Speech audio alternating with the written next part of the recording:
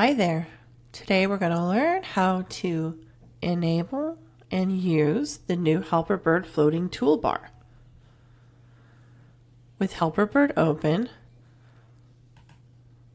you're going to want to look for this square icon at the top left. When you hover over it, it'll say floating toolbar. Click that, and as you notice, in the bottom left corner of your browser, you'll see the little Helperbird owl logo. You can click and drag the toolbar to position it wherever you would like on the page. When you click on the owl, it will expand the toolbar with all of the different handy-dandy tools right at your disposal.